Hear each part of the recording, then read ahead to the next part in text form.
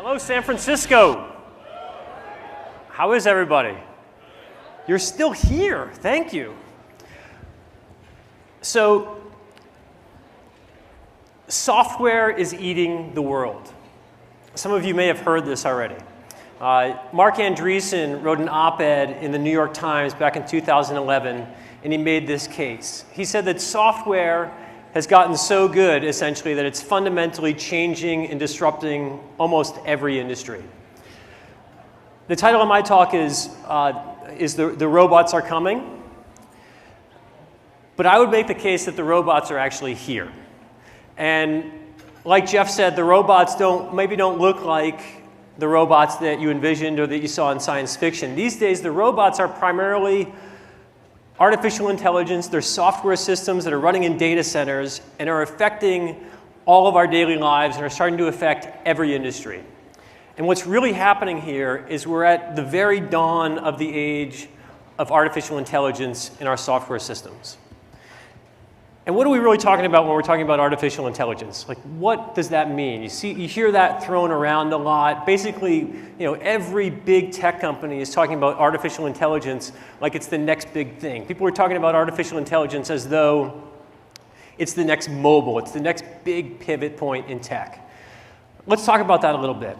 In the old days, when you wrote software, the person developing the software, the people developing the software, had to basically think and plan for every possible outcome, every possible input that could go into the software to generate a certain outcome. What artificial intelligence aims to do is to build a computer system that's flexible enough to keep learning. You don't end up with the system that you started out with. It's a system that can teach itself new things, and when it encounters new data, it learns new ways to interpret that data and understand that data. So let's take a little romp through here and talk a little bit about what's happening in artificial intelligence, often referred to as AI, in some of the tech companies that you know about. Facebook, as you probably all know, has a really good facial recognition system. What some people might not realize is that facial recognition system is now so good that it can accurately analyze and recognize a face 98% of the time. Now, that's better than humans. And a lot of times what you see with these artificial intelligence systems is you see systems that start to outperform human capability. And they start to appear to have better judgment at some of these more nuanced activities. Amazon Echo, who here has an Amazon Echo? A bunch of you. Okay, so Amazon Echo is very cool. This is like Siri for the home. Amazon Echo is based around this virtual assistant called Alexa. And these days, Amazon has over 1,000 people working on the artificial intelligence that powers Alexa. And the cool thing about Alexa is that every time you use it, every time you ask her a question, you ask Alexa questions in natural human language, and she responds to you in natural human language. Every time you do that, the system actually gets better. Apple just recently bought a company that specializes in detecting human emotion from faces of people in photographs and video. We also saw Watson win Jeopardy back a few years ago. And this was a task that was previously thought to be completely impossible, that a computer could understand, could even understand the language required to even compete at this game. What's interesting about IBM Watson is that IBM has now made the Watson technology available to other software developers. So other software developers can start to build their own tools. Even startup companies that don't have the resources of IBM can start to build their own tools on top of the artificial intelligence that has been built at IBM with Watson. Earlier this year, a professor at Georgia Tech was teaching the class that he teaches every year on artificial intelligence. He teaches about 300 students, and within a year he gets roughly about 10,000 questions are asked from the students. And this professor typically has 8 teacher's assistants to help deal with these incoming questions, help answer all of them. This year at Georgia Tech, there was a new teaching assistant that was added to the roster. Her name was Jill Watson. And Jill was really good at answering questions from the students. Really, really good. Jill answered 97% of the questions accurately.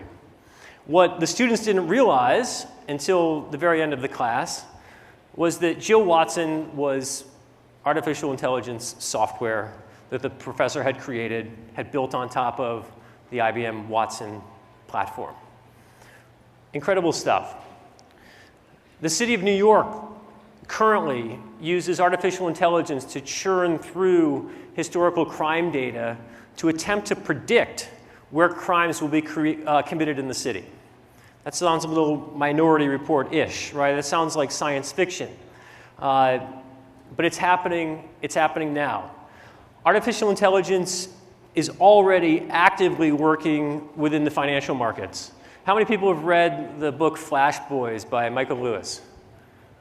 Okay, a handful of you. So there's something in the financial markets, there's something called high-frequency trading, which is basically, high-frequency trading firms are basically software companies. And they write software that can make thousands of trades in a second, all without human interaction. Their software, their artificial intelligence software can take into account massive amounts of data, including like social media activity, Twitter activity, to make these trades. High-frequency trading firms make up about 2% of the firms making trades on Wall Street, but they account for 70% of the trades, of the equity trades, right now in the financial markets. So it's here. We are at the time right now, we're at the dawn of artificial intelligence. And there can sometimes be some unintended consequences. IBM Watson started swearing. So I mentioned, these machines, artificial intelligence can actually learn. And when it's exposed to new data, it learns and figures out the meaning of that data. And Watson read UrbanDictionary.com, which is a dictionary of slang, and it started swearing. So they had to go in there and tweak, and they actually had to erase the memory of Urban Dictionary.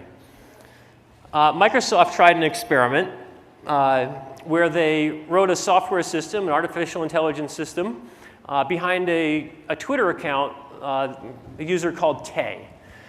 And the idea was that they would create a Twitter user where, using artificial intelligence on the back end, Tay would learn how to interact with other humans on Twitter by interacting with them, by figuring out how they talk. And within about 16 hours, Tay became really, really awful. And they had to pull the plug. They actually shut it down very quickly. What they didn't build into Tay was an understanding for human sort of decency. And it was an interesting experiment and an eye-opening thing. And some people are starting to get a little bit concerned about AI. Elon Musk, the founder of Tesla, started something called the OpenAI project.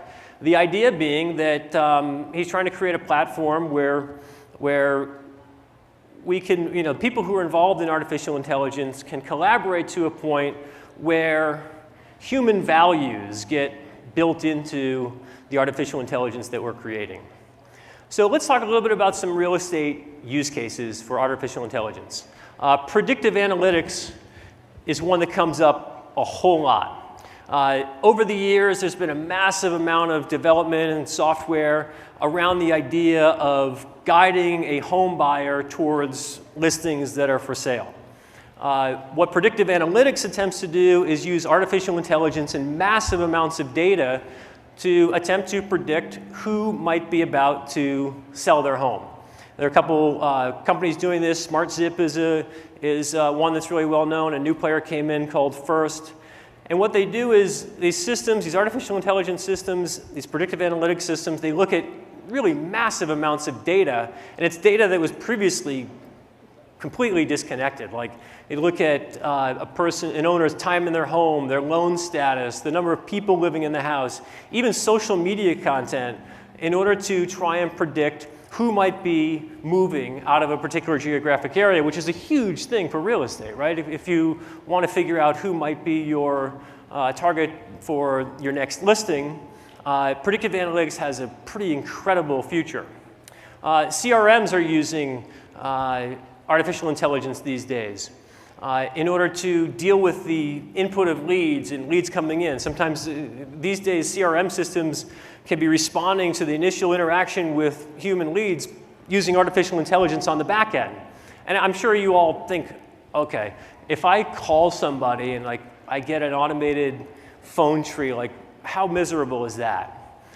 Telephones are one thing, but when it comes to text and email, AI interactions, AI conversations tend to be a little bit more palatable. The pace of the conversation is slower, and it can behave as though it's a real person interacting with the lead.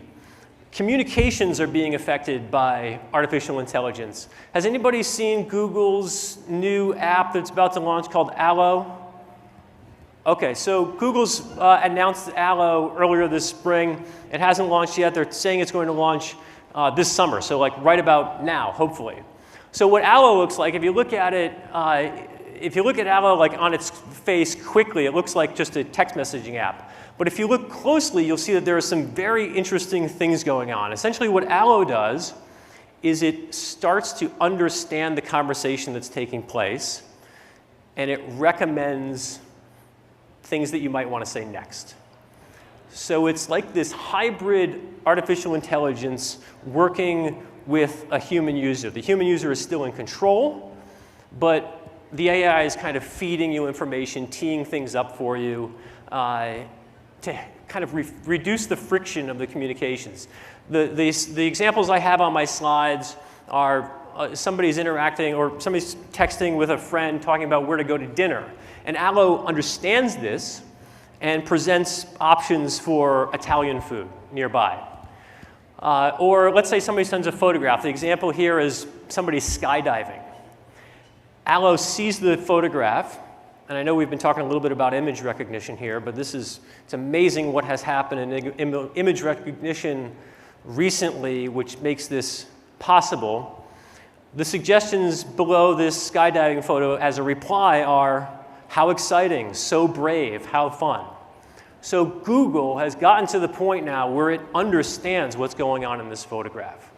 And we'll talk a little bit about that later. But you think of the real estate implications of this, and they're pretty amazing. What if that was tied into listing data? What if this was a way to interact with leads? And what if right at your fingertips, if it could detect that somebody was asking about a listing, it could tee up information about that listing? Language translation is another big potential use case for real estate. I'm talking about Google a lot, but they're doing some cool things. Has anybody ever used Google Translate app? Like crazy, right? That seems like science fiction. If you haven't used the Google Translate app, you can hold your phone, you can point your camera at something. In this case, it's a sign. You can point your camera at a sign, and right there, it translates that sign into the language of your choice. It detects what language it is and translates it.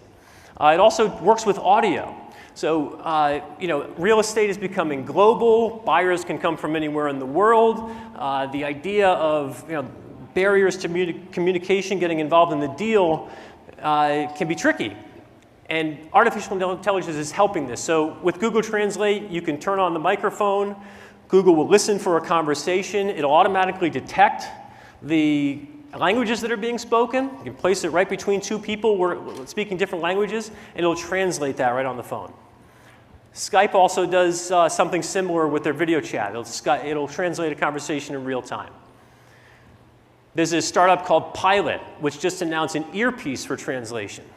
So you put this in your ear, and in real time, it hasn't launched yet, but what they're saying is, in real time, you can put this piece in your ear, and it will translate the conversation in real time. Crazy. So what's on the horizon?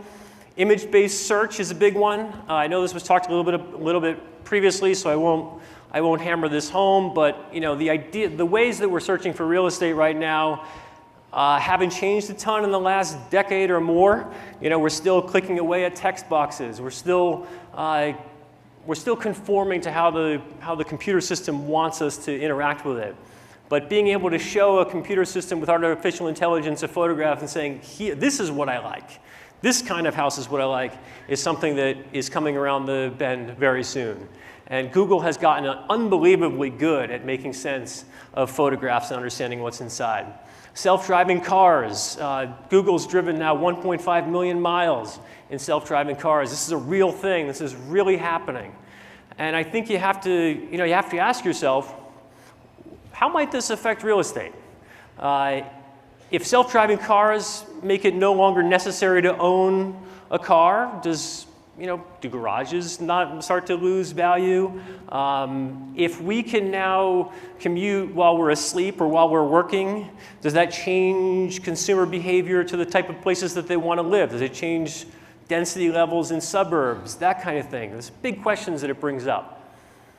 Back a few months ago, Inman News did a thing on on bot versus broker. This test where they had a broker in Denver, Colorado, who wrote some software that will recommend homes based on a previously defined home that a buyer likes. And Inman News did a test where they put this, what they call the bot, this system, the software system, up against real brokers to see who was better at recommending homes that would match the buyer's criteria. And it turns out that the bot won almost every time.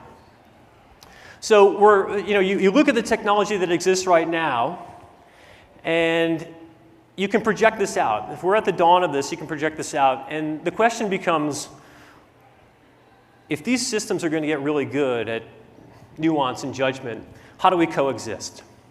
And I think for the answer, we can look to Star Wars. Bear with me on this. And in particular, we can look at the relationship between Han Solo and C-3PO. So C-3PO is a highly intelligent machine, speaks 6 million languages, a general know-it-all. Han Solo is kind of an independent personality, independent spirit. He ends up working well in teams, and over time works for the good of the folks around him. But how do they interact? There's a scene from The Empire Strikes Back where Chewbacca, C-3PO, Princess Leia, and Han Solo are fleeing their base. They're all in the Millennium Falcon. They're fleeing their base, and Han Solo decides to fly the Millennium Falcon through an asteroid field. Let's compare this to the real estate transaction. All right, you, the real estate agent, are Han Solo. The asteroid field is the real estate market. You're trying to get this transaction done. Princess Leia is the client. She's looking over your shoulder. She's hoping, she has faith in you, she has trust in you, and it's your job to navigate around the asteroids. She's leaving the home that she knew in order to get to the safer place her next home. And C-3PO leans over and says something to Han Solo. He says something like, the chances of surviving flight through an asteroid field are 3,721 to 1. And Han has a great line. He says, "Never tell me the odds." And he flies through. So sometimes, and I think what will become important, is that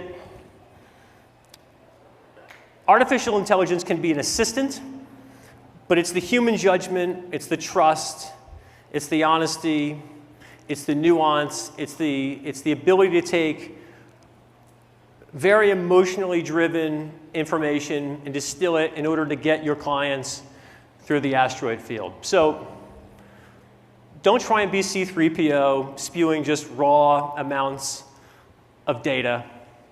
Be Han Solo.